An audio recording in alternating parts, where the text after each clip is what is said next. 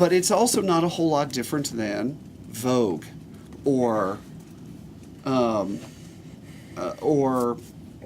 what Cosmopolitan.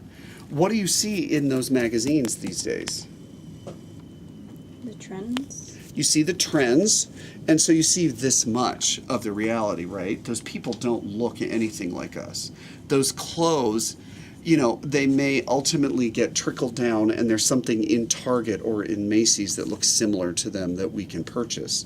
But generally, those clothes are not exactly what we are going to wear. You know, and so we have to be careful when we're looking at some of this to make sure that we know who it's representing in society. But still, all of this advertising and this kind of information is represented in things like advertising. But it's also represented where? Photographs, whether it's portraiture or it's just incidental photographs, you know, whether it's your class picture or it's something I took at your birthday party. Paintings, sculpture. I actually find sculpture for clothing incredibly helpful. Being able to see this thing carved out of marble, boy, do you get a sense of volume and space. You get a lot more information than you do in just a two-dimensional drawing. So your second category of research is primary research from the period. Straight from the horse's mouth information about what people wore, how they wore it, how it fit their bodies, how it reacted to gravity. And then the third thing is, what's this? Secondary. You know, it is and it isn't. It is secondary, that's true. But there's something else that makes it particularly important. It's pattern research. This particular example is not great because I don't know that it's founded on anything real. But like, take a look at this. There's a whole series of books out there like this that are really, really valuable. How are these patterns generated? Catherine is correct that if we look at any of the drawings in here, they're completely secondary. It's an interpretation, you know, somebody found a painting and they redrew this. So it's an interpretation. But where does this come from? Because this is actually a pattern for this bodice right here, I believe. Where did this come from? It's not an experiment, actually. From the actual patterns of those days? Yeah, these books are written by museum geeks. And so what's happened is somebody has taken an existing corset that's in a museum someplace or in someone's private collection, and they've taken a pattern off of it and they've reproduced it right here. So that we actually have the actual pattern from that particular point in history. This is particularly helpful because look, we start to see the shapes of the pieces. What is the grid? Do you see this grid work that's in the background of the page? Why is that grid work there? Because if you look, you can see it on all of the patterns they provide. It's there for scale. Keep going. It is. It does show you that it is a specific proportion, so it's a grid work. Well, also the grain. Grain, exactly. Look at how the grain is placed on this particular piece. Dead straight down the middle, dead straight down the back. Let's go backward a little bit. Take a look at the grain on these pieces and the relationship of the edges, the shapes of the patterns in relation to the grain. So, going back to where we started, in the draping process, your next step is to take your fabric and start laying it onto the dress form, right? How do you know how to place that grain? Dun, dun, dun, dun. Look at this right here. I want to go backward for a minute into this book. There any grain information in this particular drawing? No. There might be, especially in the one with the... There's actually a shit ton in the drawing that I indicate. Yeah. It's striped, isn't it? The stripes run straight. Thank God they actually gave us essentially a grid work. Now, this is someone's drawing of it, but guess what? It's a drawing of a real thing. You know, it was made and then it was probably drawn for real. It's not completely fantasized. And so being able to take a look at the weave of the fabric starts to give you a ton of information as well, doesn't it? One of the things I like about these kinds of these books is, in addition to primary research like that, you've also got a lot of stuff like this. More bubbles.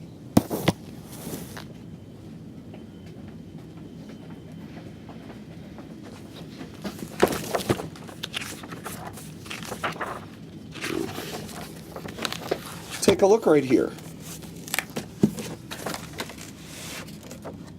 You've got an image, a photograph of the real garment on a dress form. So even if you weren't sure if all of your pattern information was correct here because it was drawn, you start to get all of it right there. And if there's a stripe woven into it, if there's a plaid, if there's any kind of pattern, you can start to get all of that information. You can start to see how it relates to the body. In my world, it's always better to have it on a body than it is to have it on a dress form, but even a dress form can start to give us a ton of information. So, research, research, research. Now, the truth of the matter is, to be able to jumpstart your project, since we are a little behind schedule, guess what I've done for you? The research. Research. Let's open up this packet. Unfortunately, these images didn't print out very darkly, and so if you need to, you can go back to the folder on the computer desktop to take a look at these. Is it a Fiddler folder? It is. It's called Fiddler Shirts. Let's take a look. We said that this guy was our sketch. Take a look at the other images that I printed out for you. Tell me what you can see about the fit, the feel of the garment.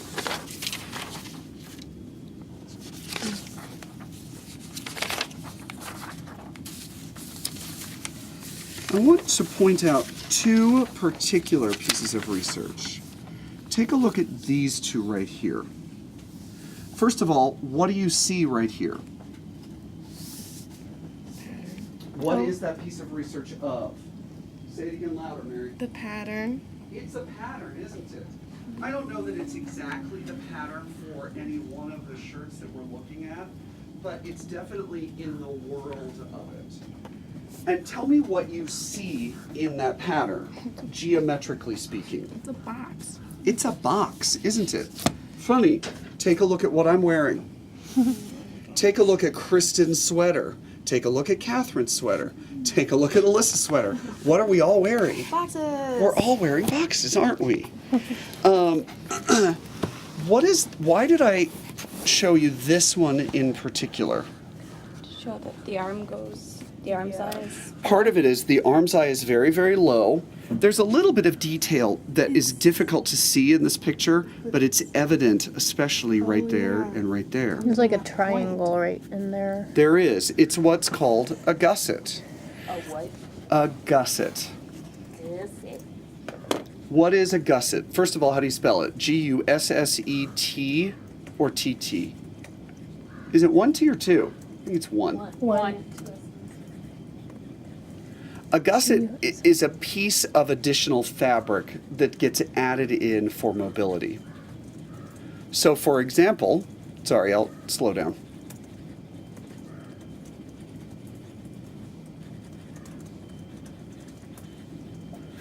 One of the things you'll see we do in theater all the time is, let's say that I'm supposed to be able to put my leg all the way over my head, but my pants won't allow it. We may go in here where these four pieces intersect in the crotch and add in a football-shaped or a diamond-shaped piece of fabric. That gives me extra fabric this way and extra fabric this way, When I'm standing still, it's a little bunchy down there, but mostly it collapses away and disappears. But then when I do this, I have that extra fabric. The thing that's interesting here is you can see that there are gussets built into these shirts in the armpits here and here. Why? Why are they gusseted? Because you can take a. It's a lot easier if you're a Russian peasant to just sew in a triangle. Kind of. I was gonna say because they're peasants, yeah. Partially. Some of it is additional mobility. Historically, some of it has to do with the weaving of the fabric. You know, we've talked about this a little bit, that what shape geometrically does the fabric take on when it comes off the loom? It's a rectangle, right? To some degree or other. Oh yeah. And what, especially if you've woven all that by hand, what do you not want to do? You're not gonna cut it. You don't want to cut into it at all.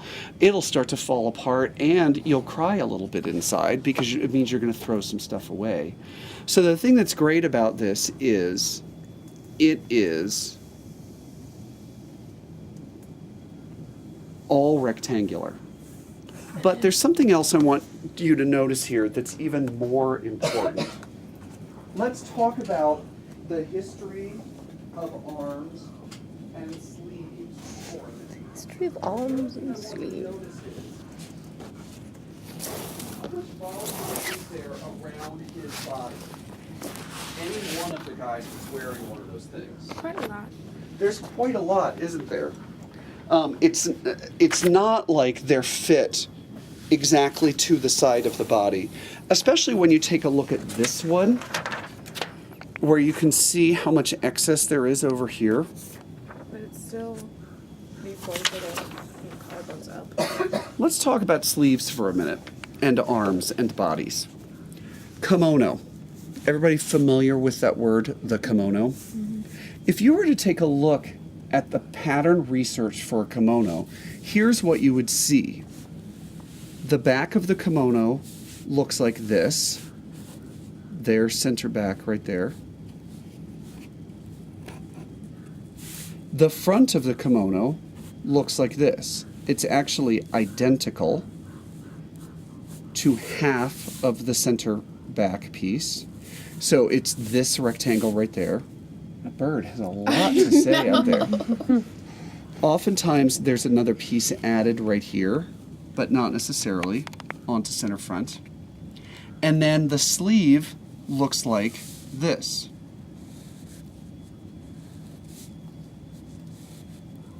And there's the outseam of the sleeve. So if you were to take the kimono and split it apart in 2D, you'd see a front that looks like this, a back that looks like this. I'm gonna go throw a rock at it. Maybe the girl found their spouse cheating. And a sleeve that looks like that. He's also picked the most echoey part. Very similar to what we see here. All we're seeing is rectangles, right? Yeah. Anybody ever worn a kimono before? Anybody ever put one on or seen one on? Sort of. Where does the shoulder seam of the kimono happen? I don't know. It's all the way over here, isn't it? Yeah. Why? Well, take a look at your front and your back. Generally speaking, on a woman's body, where's the largest point of circumference around the torso? Or ribs. Your ribs?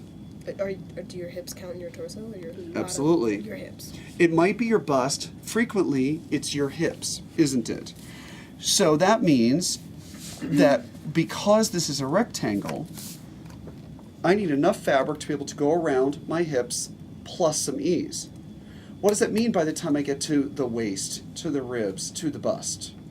It's all going to be really, really big. It's very, very large, isn't it? And so as a result, as Connie said, where does the shoulder seam happen? It tends to happen down here. And my drawing doesn't really reflect it very well, but if I were to put this in proportion, the sleeve actually should be about that long. It's very, very short. The biggest problem that we get with that is that means we've got lots of extra fabric around here. You know, when you're talking about the kimono, they've found ways to be able to then create contour by folding. You know, when you go to dress the kimono, you fold it in some specific ways. You add the obi and the obiage and the other pieces that help create that overall figure.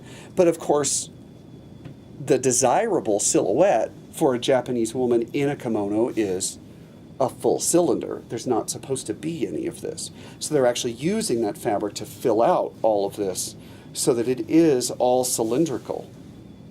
But of course, in other cultures, we don't necessarily like that. And especially in theater, when we're starting to talk about mobility, that doesn't work very well. If you were to take a look at my shirt, I'm going to draw on this guy for a minute, the shirt that I'm wearing, it's also, as we've noted, relatively rectangular. Here's the front.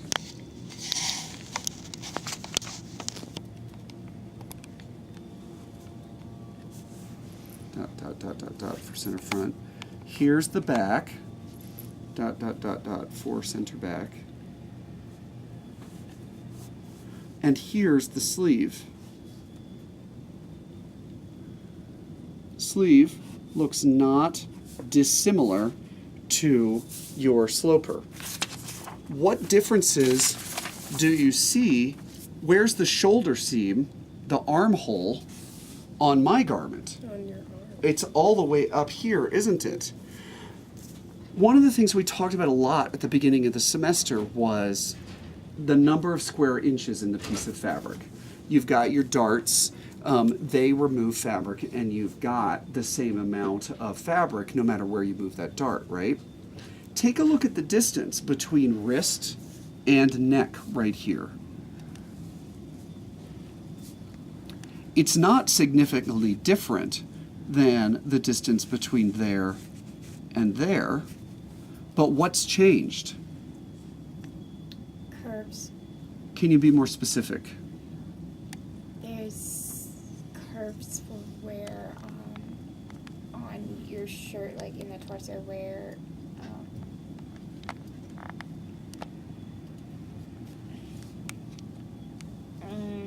words. Go, Mary. It actually pays attention to where the body is and doesn't just put fabric over it. Kind of. Take a look at my drawing here. If I were to chop this chunk of fabric off of that sleeve right there, couldn't I then chop it in half right there and glue it in right there? Make a rectangle. And look at what I would have again. I'd have this, wouldn't I? So part of what we're seeing is, as this moves up on the body, then the fabric transfers from these pieces into this piece. This is particularly important for this conversation because as you start to develop the pattern for this particular shirt, one of the things you're going to want to be taking a look at is where this happens. Can you tell, looking at the research, where that happens?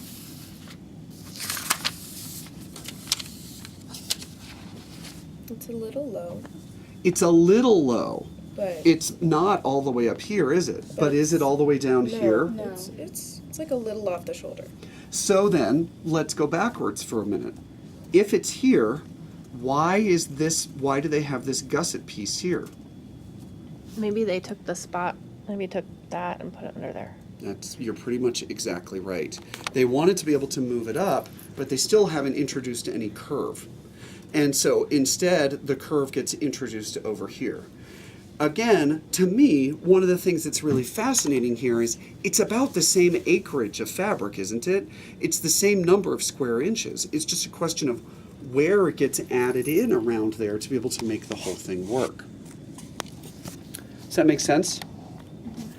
I think this is important because when I go to start draping, in my mind, I can pretty much see two-dimensionally what the shapes of the pieces are going to need to look like.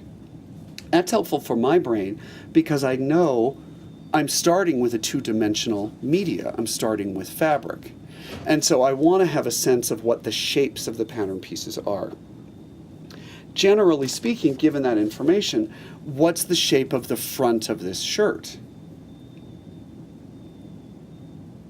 It's a rectangle. It's a rectangle, isn't it? And where is the grain on this particular rectangle? Say again? Center front. How do you know it's on center front?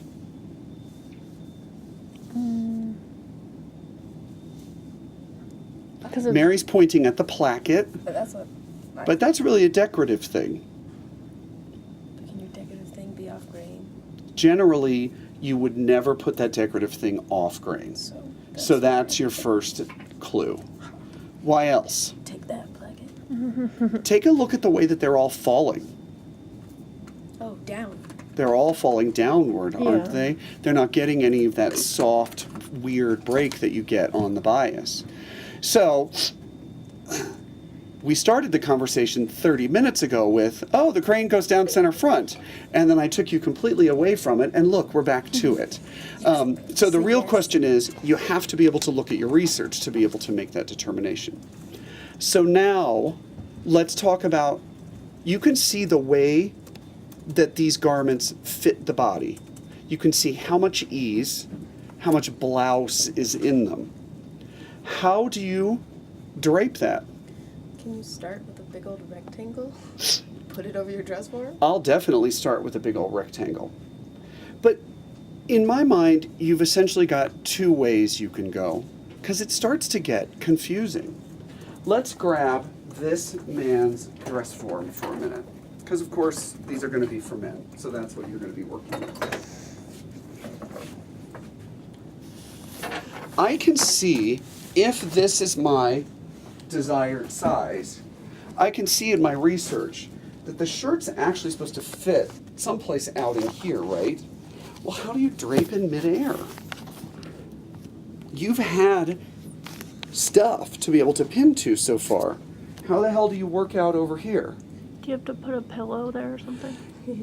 One, and when I was just starting out, that's kind of the way that I started, because I had difficulty seeing it.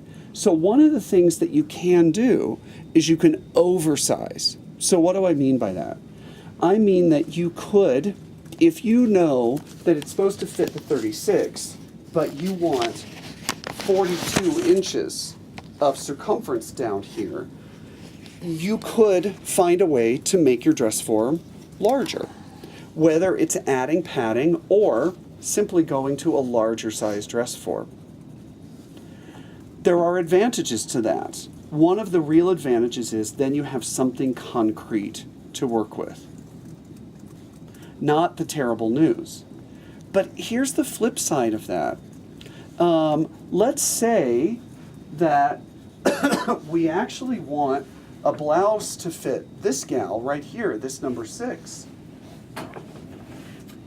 Given that logic, we could drape our blouse on this dress form and put it on her, right? Drape it tightly to this form, and then we would get the blouson and the ease that we need on her. Kristen's shaking her head. Why are you shaking your head? I don't think it would really fit very well. Why wouldn't it fit very well? I think it would just look like she's wearing something that's too big. You're exactly right. It would look like the clothing is just too big.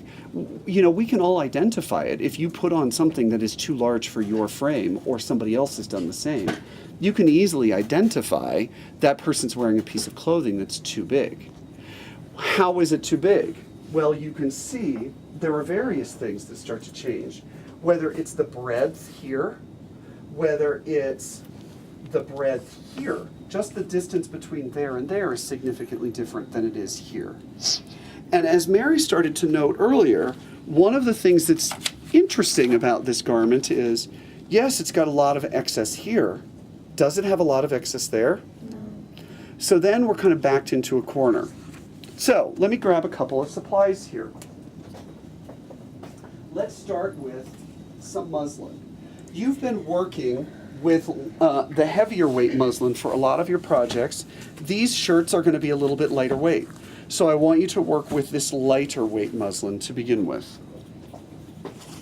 Let me grab some scissors and a pin.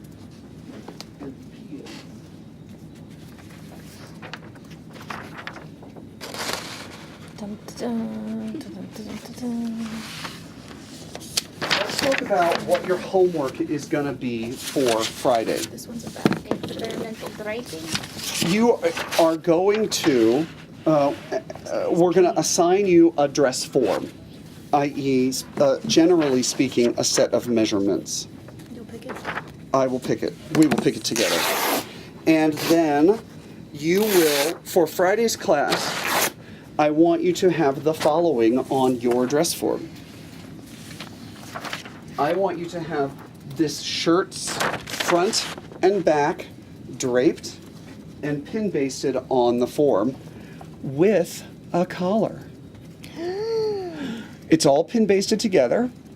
You're only doing half of the garment because it's just an initial draping. Oh, only half side. Wait, one half of the side. Yeah, because you know when you start to drape, you only drape for half of the body. This garment is a little bit asymmetrical, and we're going to talk about that in a couple of minutes. But for the purposes of what you need to have on Friday, you don't need to worry about that. We know, nice, we know that our grain runs down center front. So I'm going to go ahead and pretend that I've drawn in my 2-inch line. You all will need to draw in your 2-inch Are line. you leaving? No, I'll just. Oh. But I will in 5 minutes. Okay. So I'll just move. And I'm going to match my straight grain to the center front of the dress form. And tell me if you can't see. We know that we've got a pretty close fit up through the shoulders and the neckline, right? So I'm going to go ahead and start my draping process up through there and get all of this resolved. That's also helpful just because of gravity, because if I start to work down here, none of that stuff is pinned down and it's all going to start to move around. So just like you've done in all the other projects so far, we're going to clip into our neckline after we've got the fabric kind of smoothed in place. And we're going to see something that looks about like that. How close are we to our research for that particular part of the body? Good. We're in pretty good shape, aren't we? How am I going to do this over here? Because everything we've done so far, we've come like that. Well, here's what I'm going to do. Notice I haven't cut any fabric away yet. I'm leaving everything there. And I'm just going to start to play. We know this fit is pretty good. So it's not like we're wanting to add in a whole bunch of fabric over here. But we do know that we need some excess fabric over here. So I'm going to swing it into place. What does that mean? That means that I'm really starting to just pivot my fabric down like that. If I pivot it the other direction, it starts to pull the excess away, correct? So if I pivot it this way, I can start to see that I've got the excess fabric there. And I just pull it into place like that. Once I feel like I've got the appropriate amount of fabric in place, I'm going to put a single pin in. Actually, I'm going to put 2 pins in, but they're pretty close to each other. I want to do 2 pins because a single pin is a pivot point, and so it could start to do this. Oh. Look at my pattern research. What did we decide, generally speaking, was the shape of this piece to begin with? A rectangle. It's a rectangle. If it's a rectangle, that means that's my outermost border of my rectangle, right? Mm-hmm. So now I can get in here, and I'm going to do this. And I'm going to turn, I'm going to maintain, because we started out with a rectangle that I pulled off the bolt of fabric. So I'm just going to maintain a rectangle, but I'm going to get rid of the excess. It's not exactly a rectangle, but it's close. I can then get in here and say, oh, okay, here's my side seam. I lost my pin. Here's my side seam. I'm doing this in pen. You should be doing it in pencil. You should be dotting carefully. And now, where does my armhole begin based on my research? Where do you think? I can see that this is his natural waist. Oh, I think it's past that. You think it's below the waist?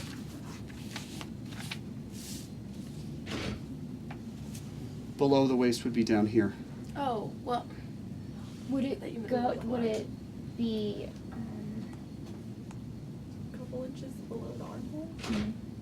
Couple inches below the armhole. Let's think about it in proportion for a minute. If this is the armpit and that's the waist, where does it fall along that continuum? Ribs. Ribs. So like around there, Um. or lower, higher? Maybe about halfway.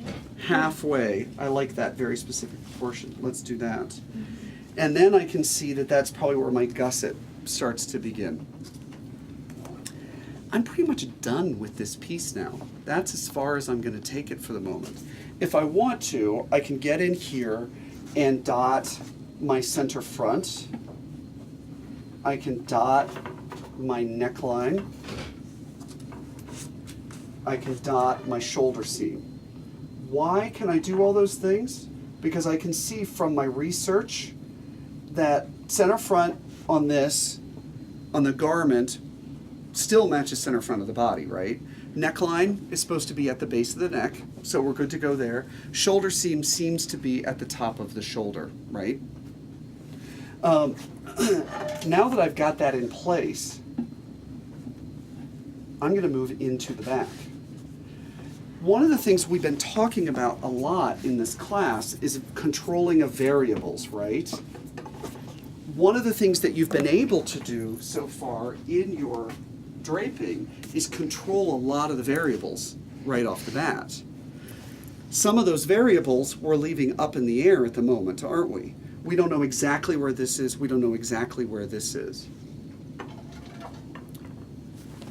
That's because I'm going to use my back to be able to determine those variables. So again, I'm going to pretend that I've drawn in my straight line, my straight grain line. I'm going to get my straight grain pinned in place along center back.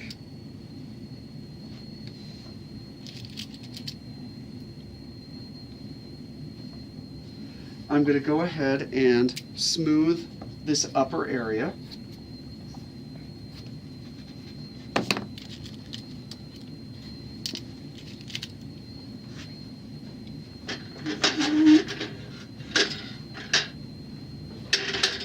Here's a perfect example of the pivoting that I was talking about. You can see how all of the weight of the fabric is wanting to push it that way. And so it implies that the seam, the shoulder seam, wants to be over here. I want a slightly cleaner fit through there, so I'm going to go ahead and pivot it upward and get something that looks more like that. Is that where the triangle comes from? I'm not sure what you mean. The Under the excess armpit. fabric there. You mean the This way? gusset? Yeah. Kind of. We're going to look at that again in a minute. Hold that thought. Now I'm in the same position I was in the front, right? So look at what I'm going to do now. I'm going to do the same thing. I'm going to start pulling the excess out. That's too little. I want more. I want more. And then I can see how it relates to the side seam here on the front. And actually I can feel it because of the way the dress form's made. So now I can do that. I'm going to do the exact same thing that I did before, where I get rid of my excess. Now that I've started, ooh, barely made it. Good job. Nice. I got lucky. And now what I can actually do, let's get one more pin right there.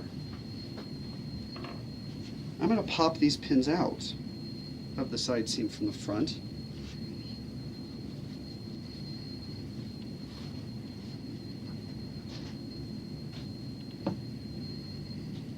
And start doing this.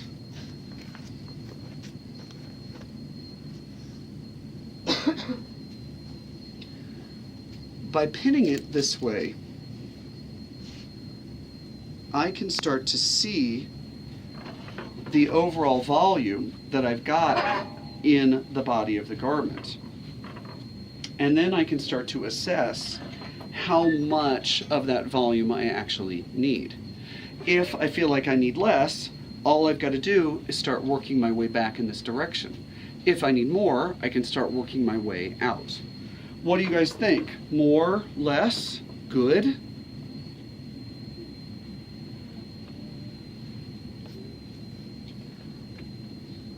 A little bit. Alyssa says a little less.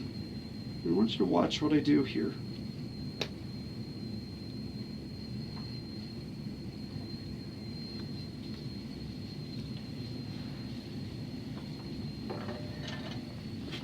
Watch. Look at where my pencil line, my pen line is there versus there. Look at how much extra fabric there is, how much wider the front of the garment is versus the back of the garment. Is that the good news, the bad news? It's the news. Kind of. In this instance, I'm going to say that it's the bad news, that it's not just the news. And why do I think it's the bad news? If I look at the garment from that perspective, how does the side seam of the garment relate to the side seam of the body? Say that question again. How does the side seam of the garment relate to the side seam of the body? It's behind it. It's way far behind, isn't it? And you can see that because I've ignored my pen line there and there, I've kind of fucked it up. I want to keep it relatively balanced. Why? Because that's what I see in my research. And watch what happens if I go back to paying attention to my original pen line.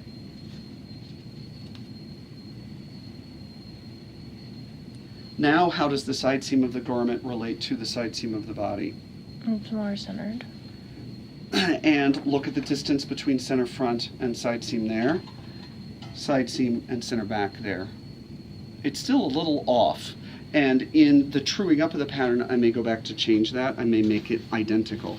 Why would I consider making it identical? The front and back measurements? Yeah, the same. distance from either center front or center back to side seam. That's how it would have been made. That's what my research is telling me. Right. It's going to fit the body differently if I start applying significantly different proportions to my style lines. And I'll tell you one thing that I also see in my head right now. If they're not identical, what's it going to do to my armhole? It's gonna fuck it up. How is it going to fuck it up? Because you're right. 'Cause Good the lines answer. are going to match up, and your arm's not going to be able to move around. My arm is on the side of my body, right? If I make this significantly smaller, look at what it does to the armhole. It pulls it backwards, doesn't it? If I make this significantly smaller, it pulls it way forward. And so as a result, it's not actually going to house my arm very well. So that's part of the reason that my pattern research shows that it's symmetrical, is because the arm is actually on the side of the body. It's not on the front or on the back.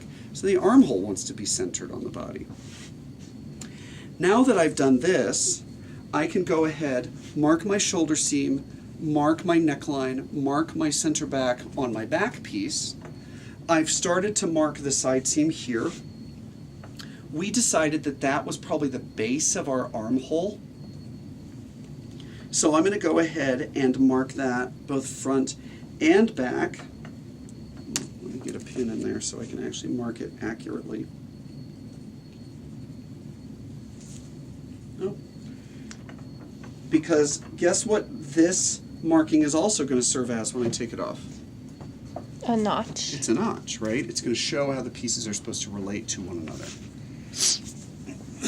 I'm now ready to start sketching in an armhole, aren't I? Let's talk about the armhole for a minute. What do you see in your research here? What do you see in your research in all of the finished garments? It's a very long rectangle. It is pretty long and rectangular. Look at the distance here between the edge of the collar and the shoulder there versus center front, which is over here to that there. Is it completely rectangular? No, it's a little bit by diagonal. It's pretty, it's definitely got an angle to it. So that tells me that it wants to be someplace here. And then if I look at my fabric, oh, look at that. We're actually going to get the perfect angle there, aren't we?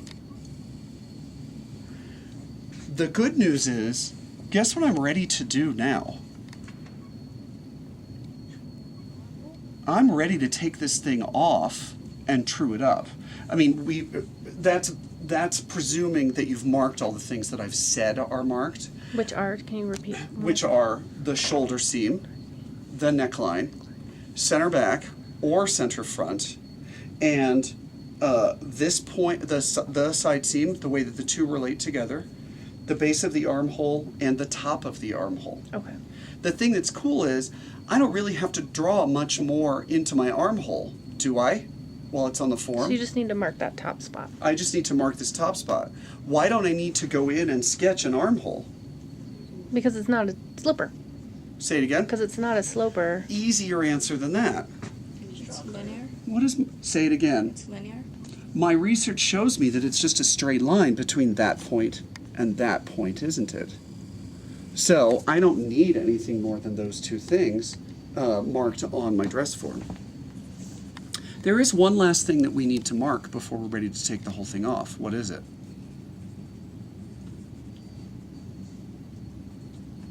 A knot somewhere. I'm not going to mark that yet, but do me a favor, ask that question in 30 seconds. Waist. I want to mark the waist Of and course. the overall length. Why? Well, it's longer than the waist. Looks Part like. of it is because it's longer than the waist. And so one of the things I've got to do is I've got to determine its finished length. If you think back, what was the very first thing I tried to do with this dress form before I put muslin on it? Try to make it taller. Having it be the appropriate height for our performer is crucial because we can see the way that the shirt sort of cuts around the hips, and especially if you look at that back view that I drew on.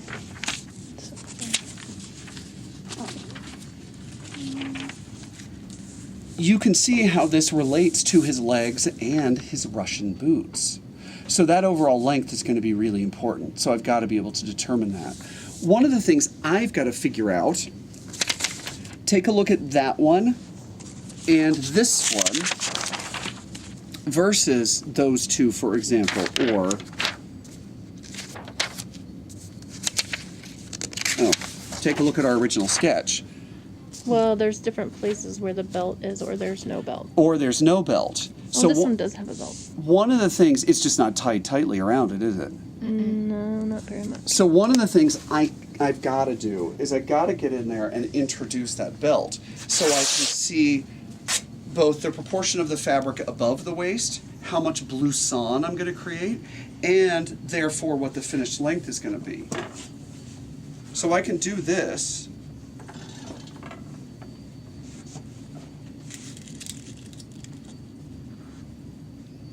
You know, and you can see that I'm just doing this very roughly with a piece of muslin. I'm not doing, it's not like I'm doing anything particularly exciting with it.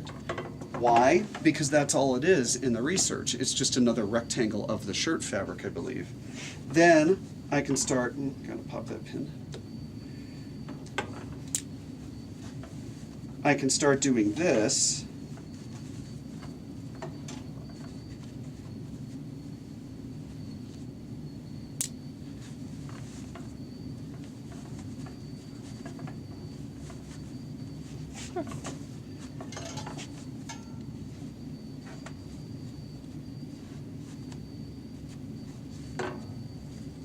And I can start to assess my blouson here and my overall length here.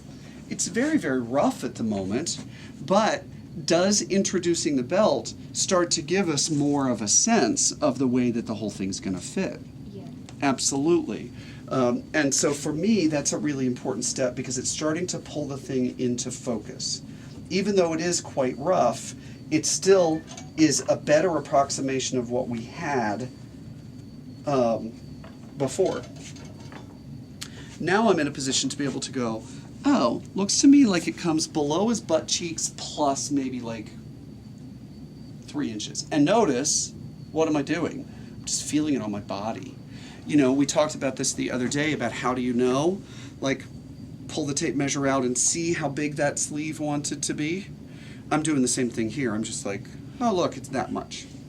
Right? You know, where's this butt cheek? It's right there. So then it wants to be about there. And that's all I got to do. And then of course I can continue that marking onto the front. There's one last thing I want to talk about here before we wrap this up. There is a third way that you could generate this pattern that you know how to do. What's that third method? Drafting. You could draft it using what information? That it's all kind of rectangles. You could draft it completely from a rectangular standpoint. You could use your tape measure and go, oh, I want it to be this, and I want it to be this, and I want it to be this. And because it's rectangles, you could literally start going, oh, it's, you know, this one is supposed to be X number of inches, that's supposed to be a 90-degree angle that goes over there, go down this much, that's supposed to be over there, and then that connects to that, and blah, blah, blah. I actually didn't anticipate that Catherine was going to say that. So there's a fourth method you could use. Can't you make a sloper and then edit your pattern? You could start from a sloper and slash and spread. So why do I mention that? Because each one of these ways is a valid method to get from point A to point B. For my brain, and based on my experience and the way that I visualize, this is the shortest distance between point A and point B. This may not be the shortest distance for you between point A and point B. I don't really care which route you take. What do I care about? The end result. That you get to B. In the long run, that's why we've done examples of drafting, examples of slashing and spreading, examples of draping, so that you can start recombining those elements in whatever way makes most sense for your brain. So let's review what's due in class on Friday. We have a shirt front, back, and a collar. Exactly. No sleep. So when I come in to class on Friday, I expect that I will see half of one of these pin basted together. No sleeve, but with a collar. Is the collar any different than the collar you just did? Not really. Ooh, it's a little standing collar, isn't it? So to me, what's cool is I just taught you how to make all the courses of the meal. Now it's time to make the whole meal. I want you to make sure of a couple of things. First of all, I want you to make sure that you go through all the steps we've talked about. So let's review all those steps, because what I'm talking about are the steps that you've been doing since the first day of class. Step 1 would be to drape, pin bait, and dot all of your markings. Step 2 is to remove the thing from the dress form using all that dotting and truing it up. Truing it up means 2 separate things. One of them is turning the straight lines into straight lines, turning the curves into curves. And what's the other definition of truing up? Making sure the pieces fit together. Making sure the pieces fit together. Definitely the distance from here to here needs to be the same on both pieces. Then, after you've trued everything up, like you've done before, you're going to carefully pin baste the front to the back. I know that if I were doing this, I would do it in that order. Notice I haven't mentioned the collar yet, because I would do all of that first, and then I would go in and drape the collar. Because for me, it would be really difficult to drape the collar right this second and know that it's going to true up particularly well. Then I'd be able to take the whole thing off and pin baste the collar on as well. And so then on Friday, we can talk about sleeves. The collar here is like slightly off center. How do we do that? What a good question. Everything you've done so far has been symmetrical. And the truth is, with the exception of the closure, because this closure is right here, it is still a symmetrical garment.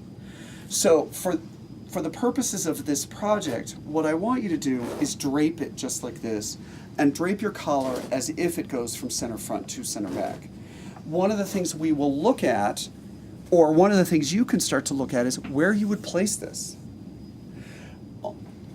In class on Friday, we can have this line drawn in on where that line will be, and then we'll talk about how you translate, as you translate your draping into a pattern, how you deal with that asymmetry. That make sense? Who has questions about any of this? Let's talk about dress forms, shall we? Now, the truth is, since we're ultimately working towards a show that's going to be on our stage, most every guy is going to be tall and skinny. Because that just tends to be the way that the theater students are running these days. So what you guys are going to do is you're actually going to work in the smaller side of the spectrum. So let's see. Do I recall correctly that Shylock is the one that's got the messed up stand or neck, or both? All of the above, I think. I want you each, I want one, how do we want to do this?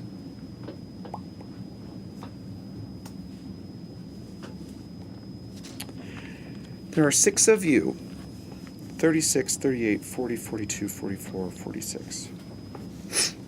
I would like, we're going to do one in each size range to begin with. So, 30, did we buy a 30? We talked about buying a 34, but then we never did we? Did we not? Did we just buy a 36 and a 34? Yeah, because I think, we were going to buy it for Ian for Broadway Christmas, and then we never did. I thought we did when we bought it. Hi there. Here's what I want you guys to do. As I said, there are 6 of you. Men's sizes, if you think about, like me, I'm a 42 regular all the way. If you were to think about any of the guys who are in Tartuffe, with the exception of Jesse, they're somewhere between 36 and 38. So what I want to do is I want somebody to choose the 34 dress form, somebody to choose the 36, somebody to take 38, somebody to do 40, somebody to do 42, and somebody to do 44.